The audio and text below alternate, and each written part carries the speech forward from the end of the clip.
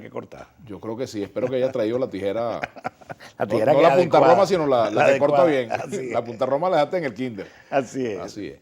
Bueno, caramba, vamos a entrar por el tema petrolero, que es el punto central del acercamiento entre el gobierno de los Estados Unidos y el gobierno de Nicolás Maduro. Así es. Es que el gobierno de Biden se debate entre entenderse con Maduro o pagar la gasolina a 5 o 7 dólares el galón. En consecuencia, en un ejercicio de realpolitik, en un ejercicio de pragmatismo, decidieron venir a Caracas a conversar directamente con Maduro y su gobierno. No usaron ningún intermediario y viene nada menos y nada más que el señor Juan González y quien se ha denominado el embajador para Venezuela desde Colombia, el señor James Story, aparte de un negociador con relación al tema de algunos presos políticos norteamericanos en Venezuela. El gobierno del presidente Nicolás Maduro dio una respuesta bastante rápida, sobre todo con el tema de los dos presos, en plan un poco de correspondencia y de decir estamos dispuestos a seguir conversando. Creo que eso es lo que le conviene a Venezuela, es lo que le conviene a los Estados Unidos, es una relación de ganar-ganar, donde Venezuela se debe convertir de nuevo en el proveedor seguro de energía que siempre fuimos del hemisferio occidental. Venezuela no tiene vocación de ser la Ucrania de Occidente, ni nada por el estilo, ni ser el Esquirol de Rusia en el hemisferio occidental. En consecuencia, Venezuela tiene que convertirse en el suplidor seguro de energía que fuimos en otro tiempo. Venezuela tiene derecho a comercializar su petróleo, tiene derecho a que se levanten las sanciones, tiene derecho a que se generen las licencias necesarias para que quienes están en Venezuela puedan producir y comercializar el petróleo venezolano para el bien de todos los venezolanos. Diríamos que entonces el petróleo es el lubricante del acercamiento entre Maduro y Biden. El petróleo y la guerra. El problema es que la guerra de Ucrania está sacando al tercer proveedor de petróleo del mundo, que es Rusia.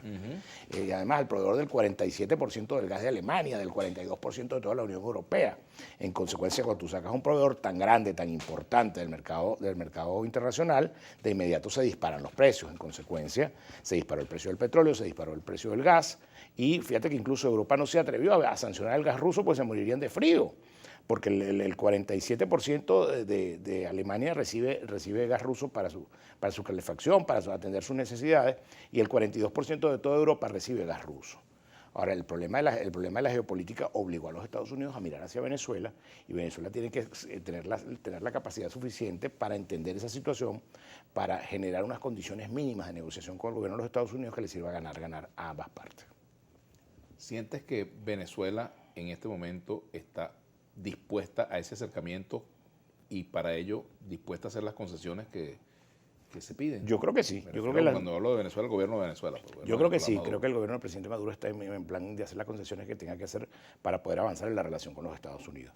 Creo que más bien los Estados Unidos está un poquito tardío con el tema de las demostraciones de confianza de aquel lado, porque ha tenido alguna resistencia de los actores de Florida y de los actores que dicen que comprarle petróleo a Maduro es oxigenarlo, y resulta que no es comprarle petróleo a Maduro, es comprarle petróleo a Venezuela, porque en definitiva esos recursos que entren a Venezuela serán para el bien de todos los venezolanos. Por cierto, que Juan Guaidó ha dicho que financiar, que no se puede estar financiando en Venezuela con el petróleo la violación a derechos humanos, crímenes, etcétera, del gobierno de Maduro. Bueno, no, y hay algunos que han llegado a decir incluso que es preferible comprarle petróleo a Colombia o a Canadá que comprarle petróleo a Venezuela. Podrían poco llamarse venezolanos quienes hagan un análisis como ese. El petróleo no es de Maduro, el petróleo es de todos los venezolanos, y ese dinero que ingrese por la venta del petróleo debe ser para el bien de todos los venezolanos. Por cierto, que yo esta mañana entrevistaba a Jesús Seguías en Vladimir La Carta, y él dijo que si a algún factor le conviene la recuperación económica de Venezuela es a la oposición. Claro, porque imagínate que mejoraran los estándares de vida de los venezolanos. Imagínate que regresaran de los 6 millones de venezolanos que se han ido, regresaran 1 o 2 millones. ¿Por qué me vendrían a votar por Maduro? Hay alguien que mañana se levante y diga, yo mañana voy a votar por Maduro, porque Maduro de la noche a la mañana se convirtió en bueno. No, todo el que se valga a votar, distintos los que han venido votando, que no votan por ellos, van a votar por la oposición. Es decir, es una necesidad que esa gente regrese, es una necesidad de crear condiciones mínimas de vida, y en la medida en que la gente tiene unas condiciones mínimas de vida y tiene resuelto su problema de la papa, y tiene resuelto sus problemas básicos, definitivamente puede salir a votar por la oposición venezolana. Bueno, fíjate, en este momento de negociación o de acercamiento, hay dos niveles de diálogo. El diálogo comercial, político-comercial entre Estados Unidos y Venezuela, y el diálogo entre factores políticos venezolanos.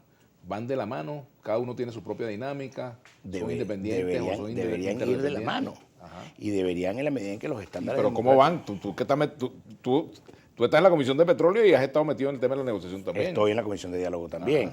Pero bueno, creo que nosotros hemos logrado... Tú tienes puesto en las dos mesas. Bueno, lo que pasa es que nosotros hemos venido trabajando el tema petrolero por un lado que todavía no había llegado la incidencia norteamericana.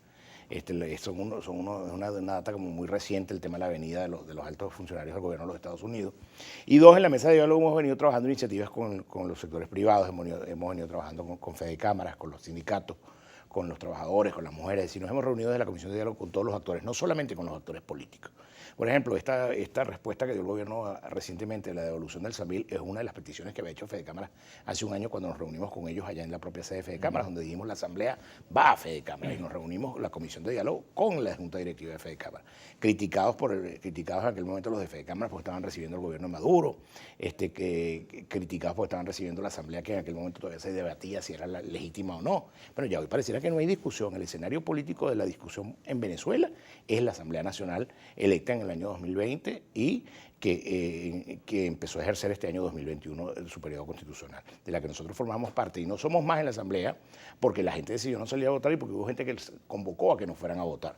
Pero nosotros, siendo apenas 20 y menos del 10% de la Asamblea Nacional, hemos ejercido nuestra función de oposición, ejercemos nuestra voz, levantamos nuestra voz en contra de las cosas que hay que levantar la voz y hemos venido intentando construir iniciativas de diálogo que permitieron, por ejemplo, traer la observación europea para la elección regional del 21. Tenemos que hacer la pausa. Hay otros temas que están en el ambiente, la designación del nuevo Tribunal Supremo de Justicia. No sé si tú sabes algo al respecto. Vamos a hablar de eso al regreso también. Sí, pero seguiremos hablando de petróleo y de negociación. Ya venimos con Oscar Ronderos.